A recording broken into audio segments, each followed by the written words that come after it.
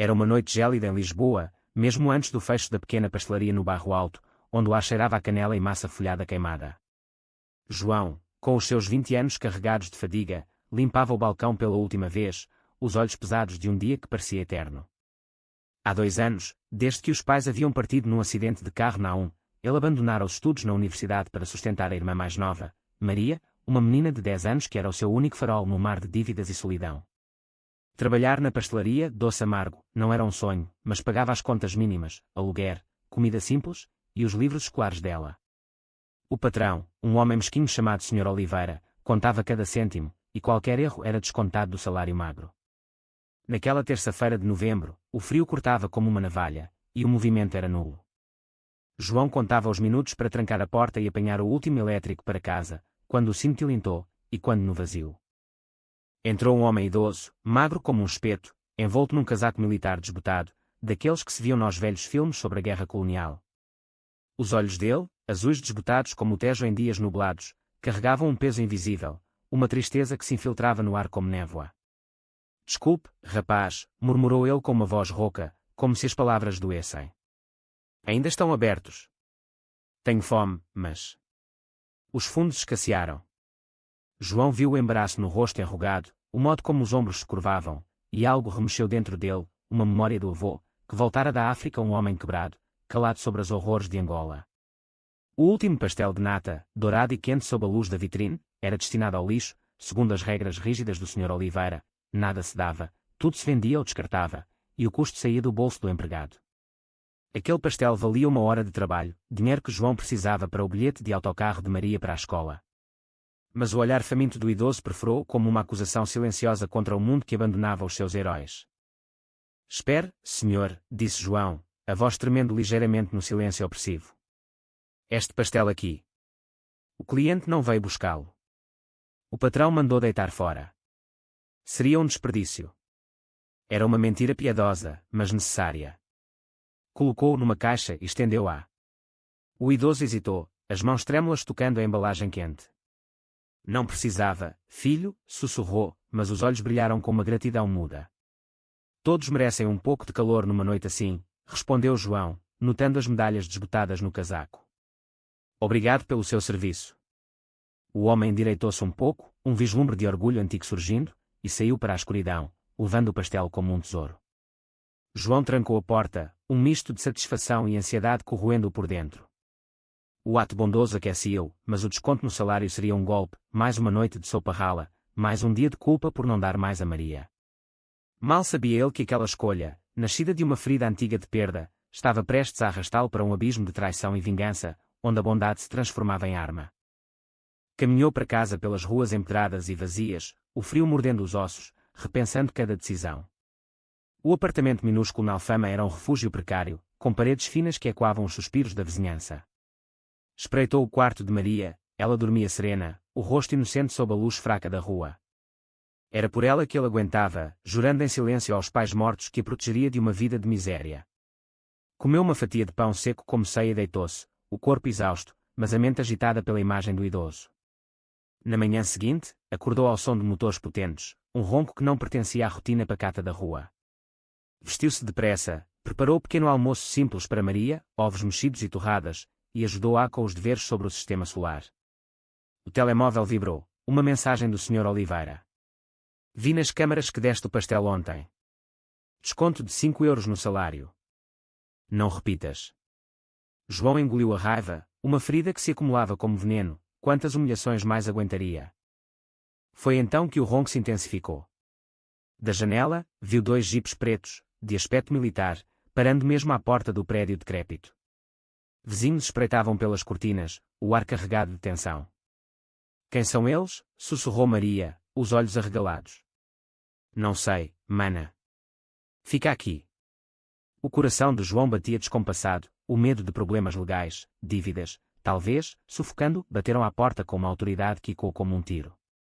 Espreitou pelo óculo, homens de fatos escuros, auriculares, olhares frios. Abriu uma fresta, e um deles afastou-se, revelando o idoso da noite anterior. Mas não era o mesmo homem quebrado.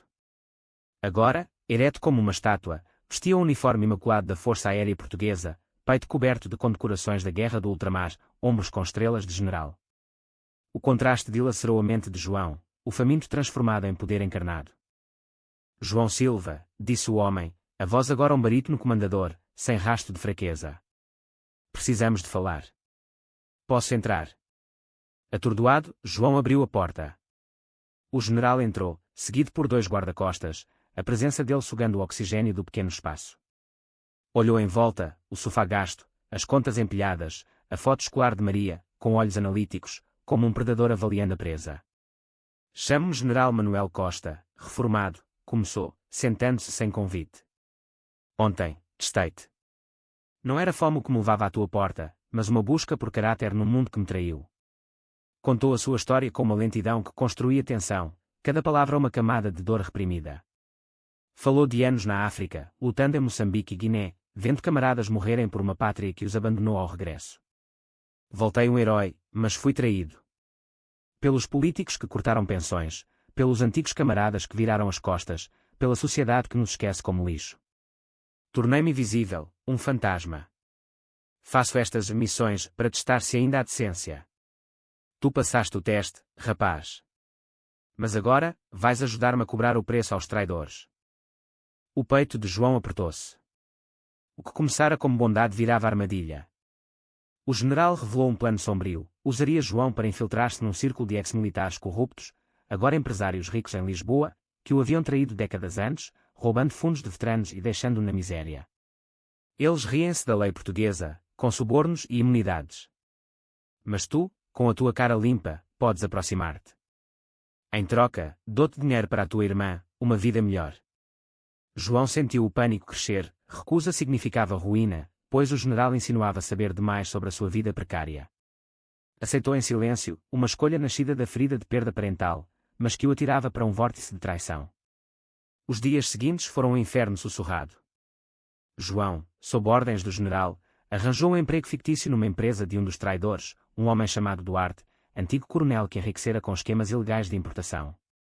Fingia amizade, mas cada conversa era uma lâmina na alma. Duarte gabava-se de como sobrevivia aos fracos, e quando as humilhações do Sr. Oliveira.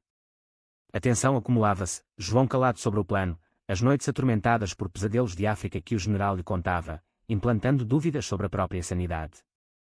A traição aprofundou-se quando Maria adoeceu, uma febre alta, custos médicos que João não podia pagar. O general adiantou dinheiro, mas com um preço, acelera o plano.